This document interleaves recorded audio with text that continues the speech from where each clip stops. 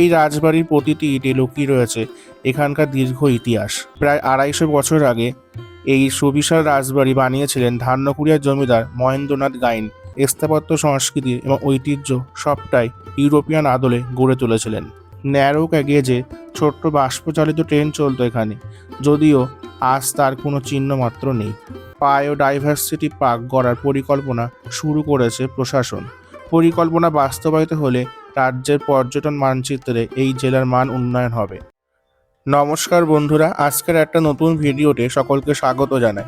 আশা করছি আপনারা সবাই ভালোই আছেন আর আমিও খুব ভালো আছি। আজকের পর্বে আমি কলকাতা থেকে মাত্র 2 ঘন্টা দূরে ধান্যকুড়িয়াতে অবস্থিত একদিনের জন্য ভ্রমণের একটি সুন্দর ঠিকানা আপনাদের দিতে চলেছি। আজকের ভিডিওটি সম্পূর্ণ অন্য ধরনের হতে চলেছে, যেখানে রন্ধ্রে রন্ধ্রে ইতিহাসের ছাপ সুস্পষ্ট। হ্যাঁ, একদম বন্ধুরা, আমি আজকে এসেছি ধান্যকুড়িয়া রাজবাড়িতে। এই রাজবাড়িতে আসার জন্য আপনাদের প্রথমে শিয়ালদা থেকে হাসনাবাদগামী যে কোনো ট্রেনে উঠে কাকড়া মির্জানগর স্টেশনে নামতে হবে। তারপর স্টেশন থেকে টোটোই বা অটোই চেপে আপনারা চলে আসতে পারবেন এই রাজবাড়িতে। আর যদি বাসে আসতে চান তাহলে ধর্মতলা থেকে বসিরহাটগামী যে কোনো বাসে উঠে ধান্যকুড়িয়া বাস স্টপেজে নেমে সরাসরি আপনারা চলে আসতে পারবেন এই ধান্যকুড়িয়া রাজবাড়িতে।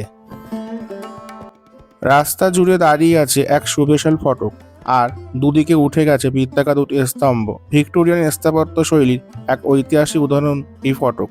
ফটক দিয়ে ভিতরে প্রবেশ করলে দেখা যাবে এক প্রকাণ্ড রাজবাড়ি।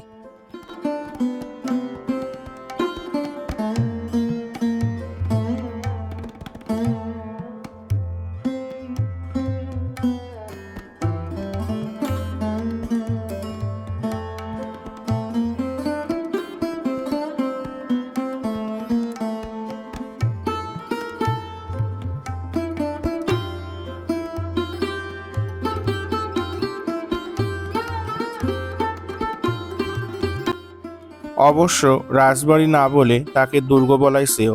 অবহেলায় পড়ে থাকা এই রাজবাড়ি সময়ের প্রভাবে আজ অনেকটাই মলিন, কিন্তু এখনও হঠাৎ করে এই জায়গায় হাজির হলে মনে হবে আপনি যেন এক স্বপ্নের রাজ্যে এসে পৌঁছেছেন। এই রাজবাড়ির প্রতিটি ইটে লুকিয়ে রয়েছে এখানকার দীর্ঘ ইতিহাস।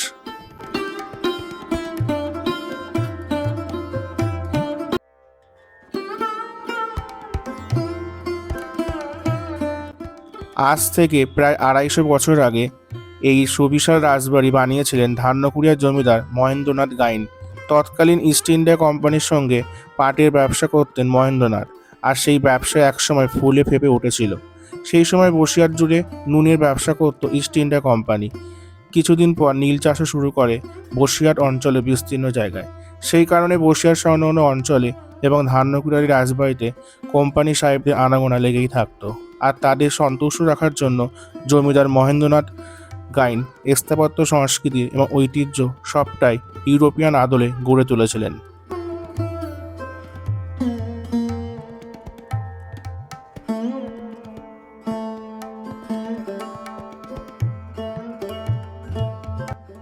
প্রায় ৩০ একর জায়গা জুড়ে রয়েছে এই দুর্গ।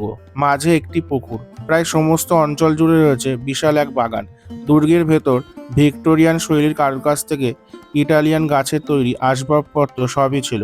ব্রিটিশ সাহেবরা তাদের ছুটি কাটাতেন এখানে। সাহেবদের জন্য ছিল আলাদা অতিথিশালা, নওয়াবখানা আর আমোদ প্রমোদে ঢালাও আয়োজন। কথিত আছে একসময় এই রাজবাড়ির জন্য গায়েনদের নামে একটি ছোট্ট রেল স্টেশনও তৈরি হয়েছিল। মার্টিন কোম্পানি তৈরি করেছিল সেই রেল স্টেশন। ন্যারো গেজে ছোট্ট বাষ্পচালিত ট্রেন চলতো এখানে, যদিও আজ তার কোনো চিহ্ন মাত্র নেই।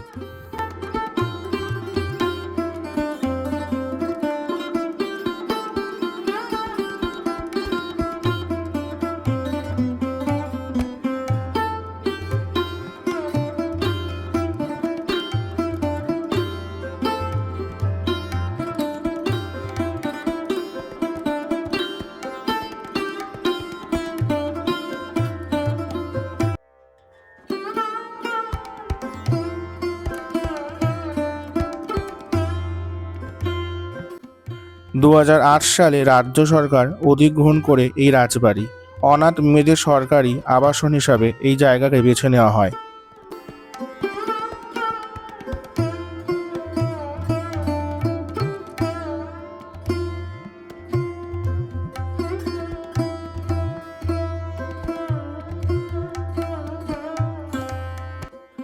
মূল বাড়ির কিছু অংশের সংস্কার হলেও সামগ্রিকভাবে রক্ষণাবেক্ষণের অভাবে ঢুকছে এই ঐতিহাসিক স্থাপত্য।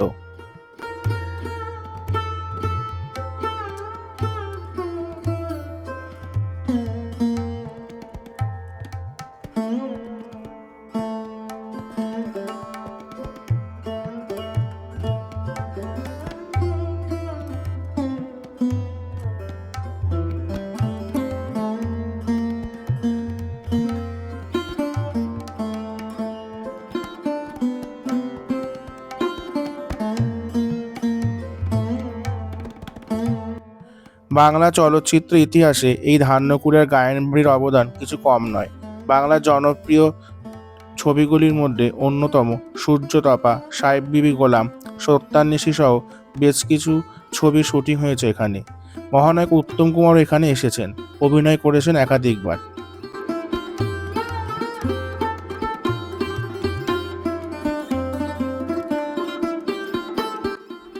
শুধু বাংলা চলচ্চিত্র নয়, শোনা যায় বিদেশি অনেক চলচ্চিত্রের শুটিং হয়েছে এখানে। এই ধান্যকুড়িয়া রাজবাড়ি সংরক্ষণের ব্যাপারে কিছুদিন আগে উদ্যোগী হয়েছে রাজ্য হেরিটেজ কমিশন। অতি সম্প্রতি উত্তর চব্বিশ পরগনা জেলা পর্যটন দপ্তর ও জেলা বন দপ্তরের আধিকারিকরা এই রাজবাড়ি পরিদর্শন করেন। সেই সূত্রে পাওয়া খবর অনুযায়ী প্রাচীন এই রাজবাড়ির মর্যাদাকে অক্ষুণ্ণ রেখে 4 হেক্টর জায়গার ওপর বায়োডাইভার্সিটি পার্ক গড়ার পরিকল্পনা শুরু করেছে প্রশাসন। পরিকল্পনা বাস্তবায়িত হলে রাজ্যের পর্যটন মানচিত্রে এই জেলার মান উন্নয়ন হবে, পাশাপাশি এখানকার অর্থনৈতিক পরিকাঠামো আরও মজবুত হবে। আজকের ভিডিওটি আপনাদের কেমন লাগলো কমেন্ট করে জানাবেন বন্ধুরা।